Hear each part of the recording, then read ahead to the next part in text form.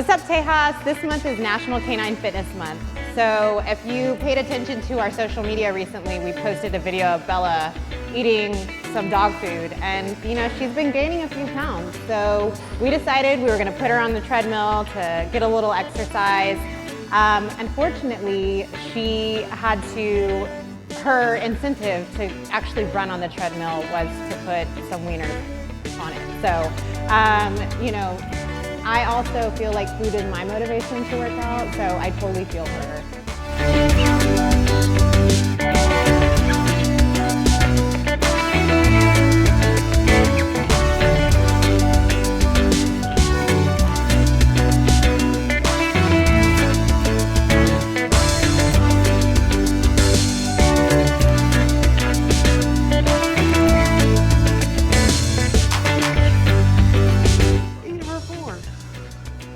Give it to her. Here. Get it. She goes through the bar. Yeah. She's like, I'm good. Okay, we're good. Oh, look at it. She's like, wait. Here, get me off this thing. It's because my hands. Yeah, that's what she was doing. But we want to know, do you exercise your pets, and how do you exercise them? Maybe we can use some of those tips for Bella. So let us know in the comments, and happy National Pet Fitness Month. No, Canine Fitness Month, sorry. Bye.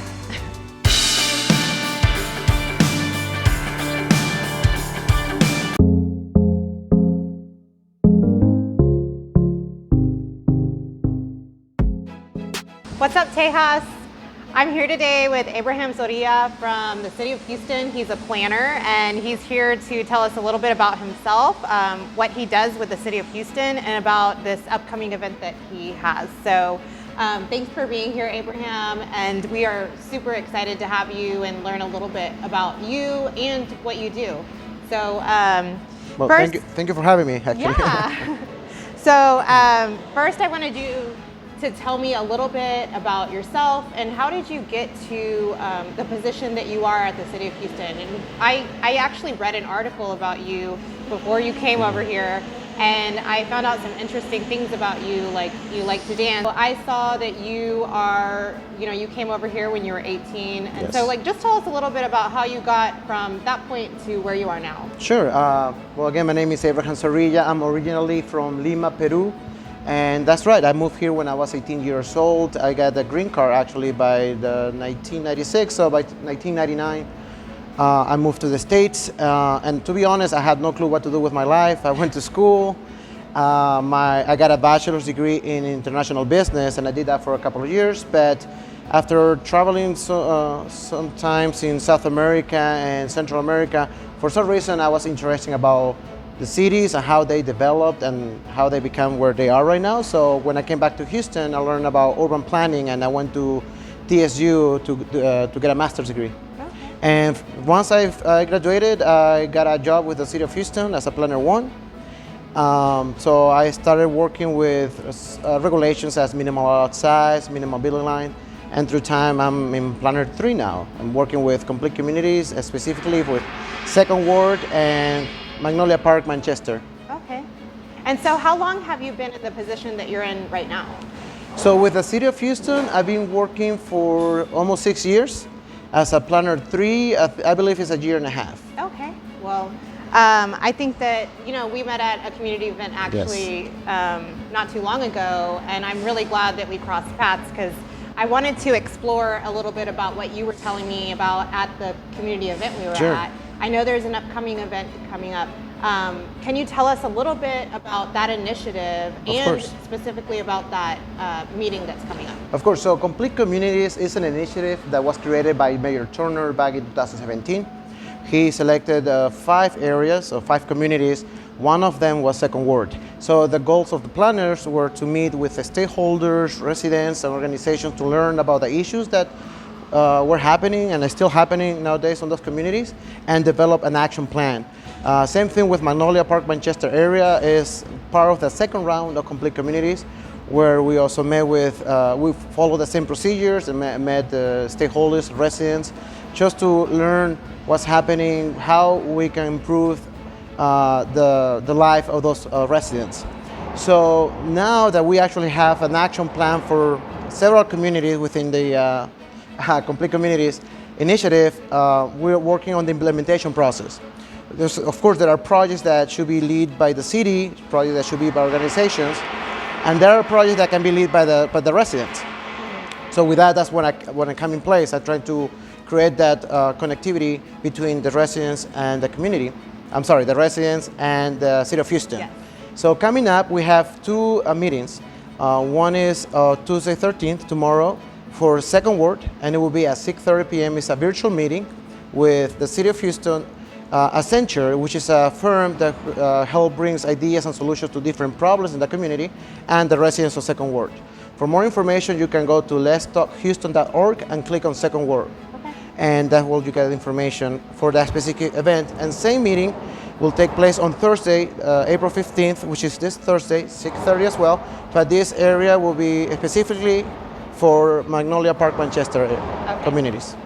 So just an FYI, everybody, we are in a construction zone, so if you hear any background noise, which I'm hoping the mics aren't picking up, that's probably what you're hearing. So It's not me. yeah, that's what happens whenever you're in a building that's not complete yet. But yeah, so I wanted to know why you think it's important for the community to go to these meetings. Well, it is important because even though we have an action plan, we don't really know the details of those specific issues. So the purpose, for example, for this meeting is to actually to know what exactly is happening in the community. And even though we know that there are great organizations working on with those residents in job opportunities and job trainings, we want to know what's happening in the community, how we can help, and how we can bring what already exists in the community and bring new ideas and solutions to make life better and bring those opportunities to those residents. Okay, and so who typically goes to these events? I mean, obviously it's going to be like some of the community members, but are they like entrepreneurs, business owners, or who's your audience that you would like to reach? For this specific event, we're asking actually everybody in the residents, business owners, entrepreneurs, organizations that provide trainings to those residents, anybody who has experienced the issues to maybe open a business or maybe finding a job. So at this point, everybody's welcome to, everybody who has something to contribute or share experience that help us learn about the problems and come out with solutions. Yeah, and so I'm just curious, are these very interactive meetings where the people that attend are able to ask questions as the meeting is going on? Definitely. As a matter of fact, this is kind of like a workshop where we want people to participate. Accenture is going to facilitate this event, and they're going to bring questions, and from those questions, I'm sure that we're going to start conversations. Okay, that's great.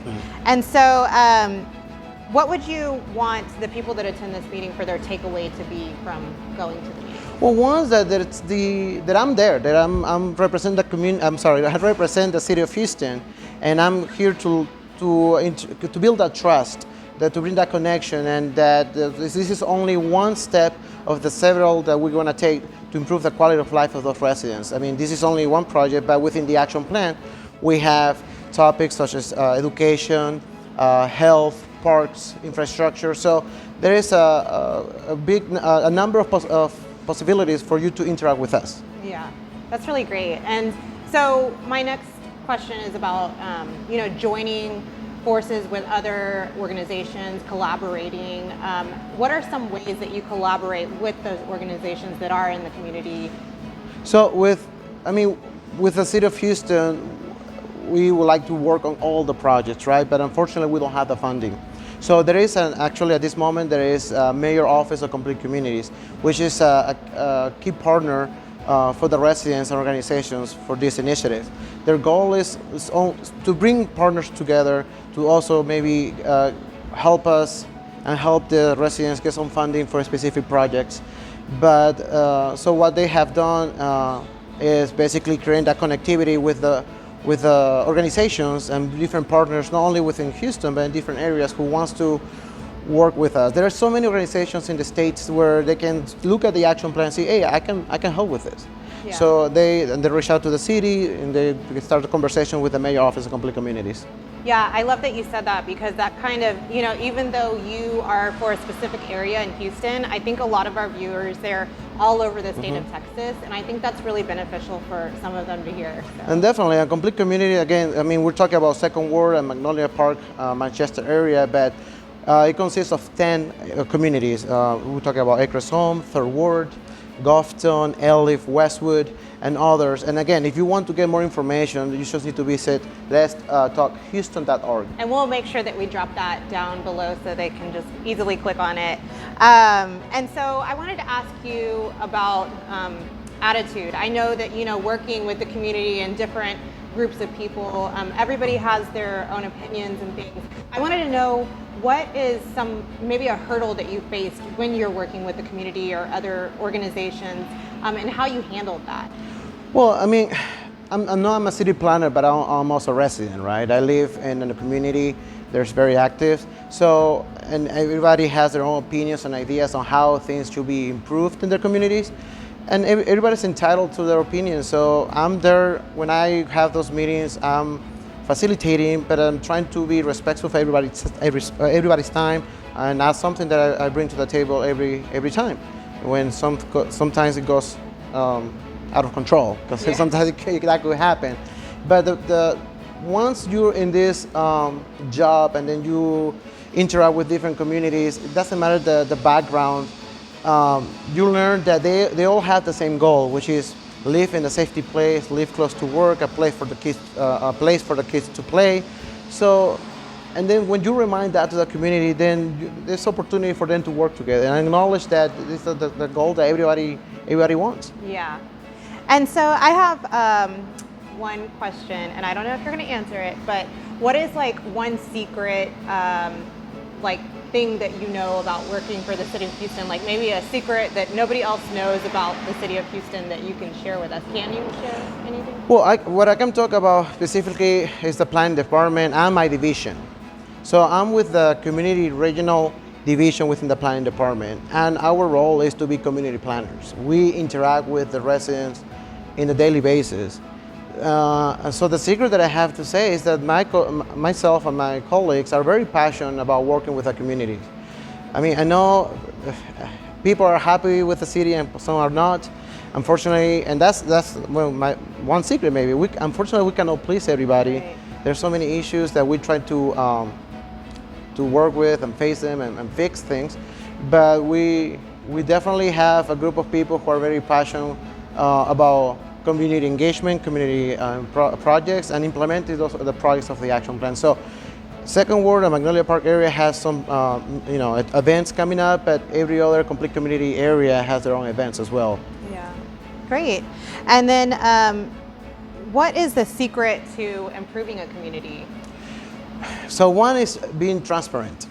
Yeah. I mean, I'm trying to be as honest as possible and educate residents of the things that us as a city can do and our limitations. So being honest with the community is key, and also be honest as a person. You know, I'm doing this for a living because I chose to do that, and I am passionate about seeing how people are working together to have a final result, which is improving the quality of life. Yeah. So I guess honesty, transparency, and just be passionate about working with a resident for a specific goal. Yeah. Definitely. I really like that. So what we're going to do now is, I don't know if you've had a chance to look at any of our I've seen a You couple, did? yeah. Okay, we're going to do 3 questions out of the hat. Okay. And it's called the Texas Trio. And so you just choose your first one and then read it off. And then we'll see what it says. What is the capital of Texas? Austin. Yeah, you got the easy one. Okay, yeah. I'm glad you knew that answer.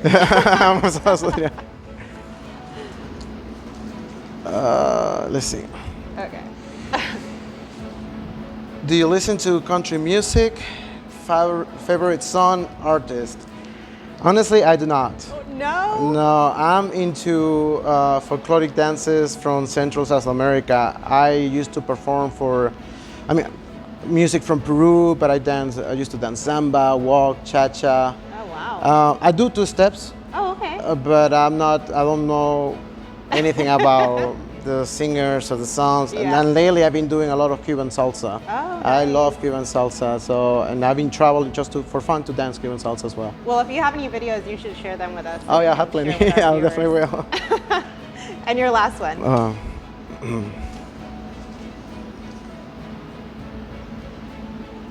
Have you ridden a horse? I have.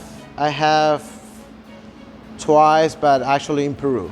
Oh, okay. I haven't done it here in Texas. Yeah. I should go somewhere and do that. Oh, definitely. One time I rode a horse through Fort Worth. You can ride them like downtown. Oh, okay. Yeah, it was really cool and a little bit scary because like you're going through traffic.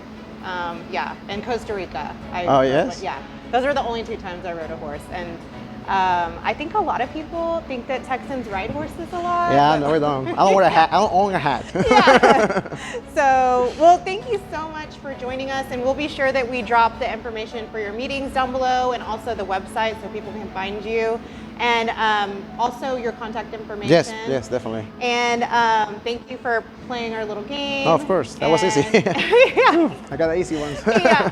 And yeah, just thank you so much for being here. We really enjoyed having you. No, thank you for having me. Thank you for the opportunity to talk about complete communities. This is a great moment to be involved in different projects with the city. So we're asking you for your help to follow up with projects, to learn from you how we can improve things in the community and how you can participate on that improvement. So thank you again, and please feel free to contact me at any time. Yes. And we're going to have everything down below, like I mentioned before. So if you are interested in going to this event, make sure that you reach out to him. Thank you. Thank you.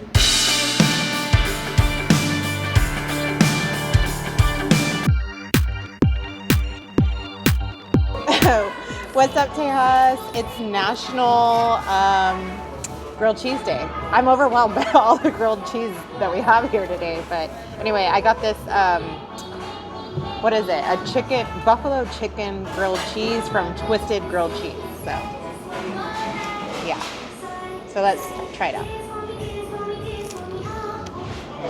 Oh! Okay, that's really good. Oh, that's a happy dance. When it's really good, you do a happy dance. Okay. We have like so many different kinds here. I'm not going to try them all because I don't need y'all to be seeing me eating, okay? So, we just want to know, what are you going to put in your grilled cheese for National Grilled Cheese Day? Bye!